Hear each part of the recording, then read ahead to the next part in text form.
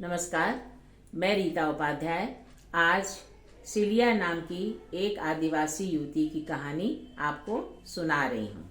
Cilia आकर्षक नैन नक्श वाली एक दरमियाने कद की युवती थी।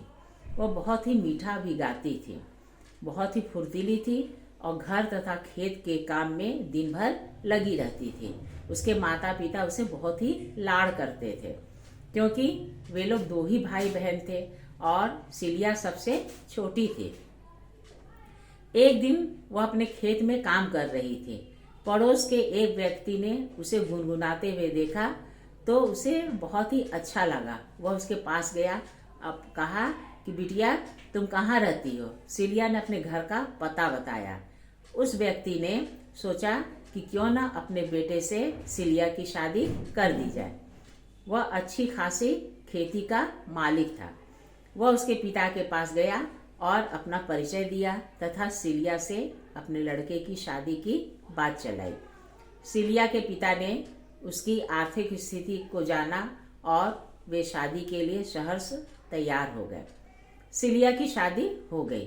वह अपने ससुराल गई। ससुराल पहुंचने पर उसने देखा कि उसका पति कुरूप और बदमिजाज है। उसने फिर भी परवाह नहीं की। वह हर समय हंसती रहती और घर का काम करती तथा धीमे धीमे मीठे स्वर में गुनगुनाया करती थी। उसका पति दिलफेक मिजाज का भी था। वह प्रायः औरतों के आगे पीछे डोला करता था। शादी के बाद भी उसकी स्थिति में कोई भी परिवर्तन नहीं आया। एक दिन छेड़खानी करने पर एक पड़ोस की युवती ने उसे खूब अच्छी तरह पीट दिया। जब वह मार खाकर घर आया तो सिलिया घर में गुनगुनाते हुए कार्य कर रही थी। उसे बहुत ही क्रोध आया। उसने भी सिलिया को खूब अच्छी तरह पीट दिया। उसने सोचा कि यह क्यों बार बार गुनगुनाती है, जरूर इसका भी चक्कर किसी दूसरे पुरुष के साथ है। उसने देखा कि सिलिया एक खिड़की से प्रायः बाहर झांकती रहती है। उसने उस खिड़की के पल्ले में कील ठोकवा दिया। सिलिया ने कुछ नहीं कहा। सिलिया यथावत पहले की तरह कार्य करती रही। सिलिया का पति जितना शक्की था उतना ही बदमिजाज भी। वह सिलिया पर तरह तरह के ताने मारता और किसी न किसी बहाने उसकी मार पिटाई कर देता था। एक दिन सिलिया का पति एक दूसरी आदिवासी युवती को ब्याह करके घर में ले आया।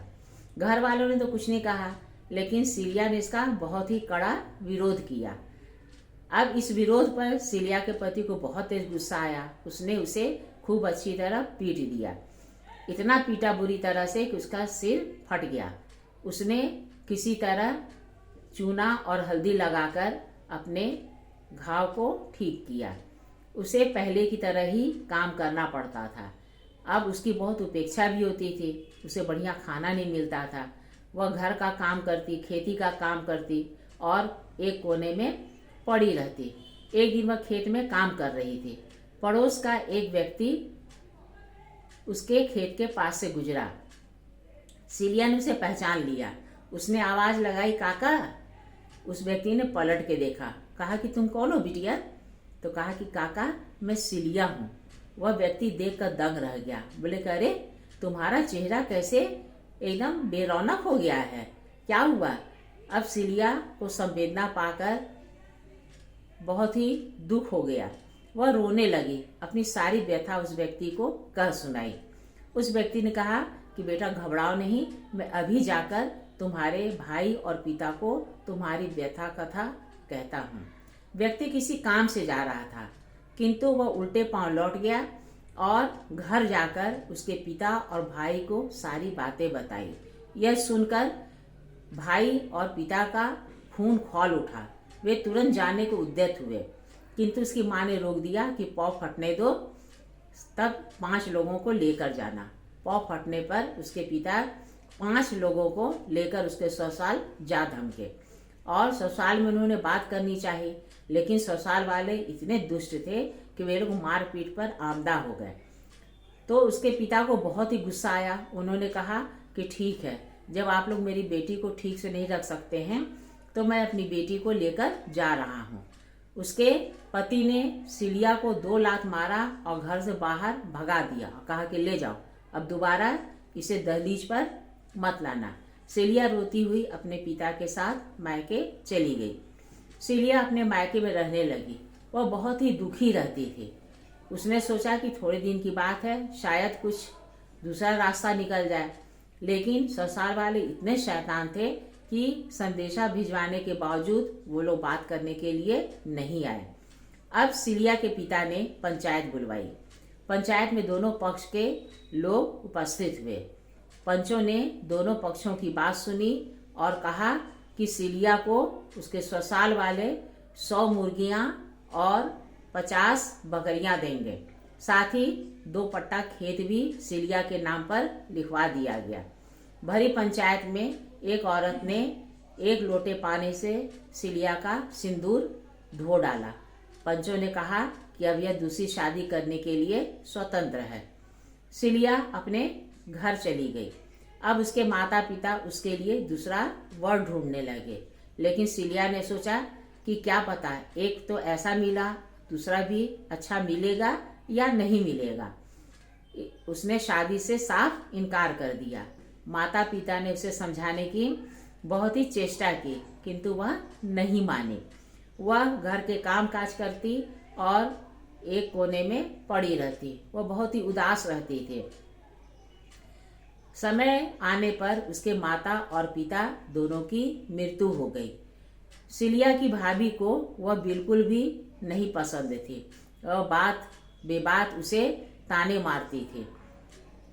अब माता पिता की मृत्यु के बाद भाभी ने प्रचंड रूप धारण कर लिया।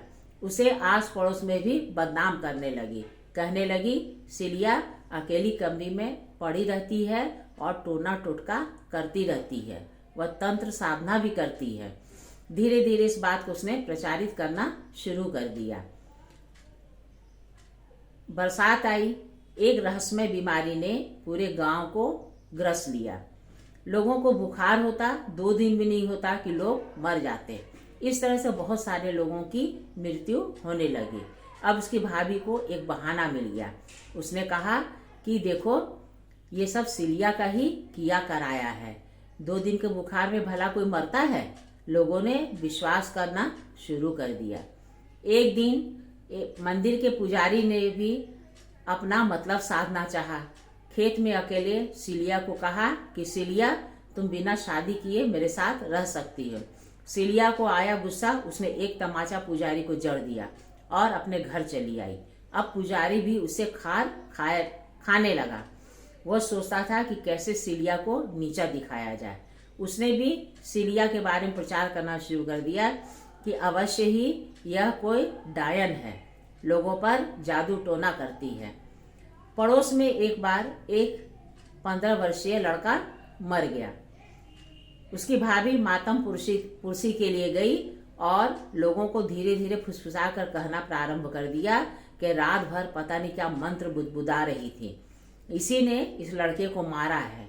अब वह गांव जो था वह अंधविश्वास से भरा था, क्योंकि वहां के लोग पढ़े लिखे नहीं थे।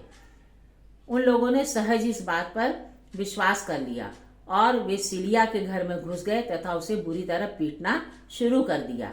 उसके भाई ने बीच बचाव करना चाहा तो भाई की भी अच्छी खासी पिटाई होने लगी। उस समय बारिश हो रही थी। लोगों ने सिलिया को पकड़कर मंदिर की तरफ घसीटा। लोगों ने कहा कि पुजारी जी अब फैसला करेंगे कि इसके साथ क्या किया जाए।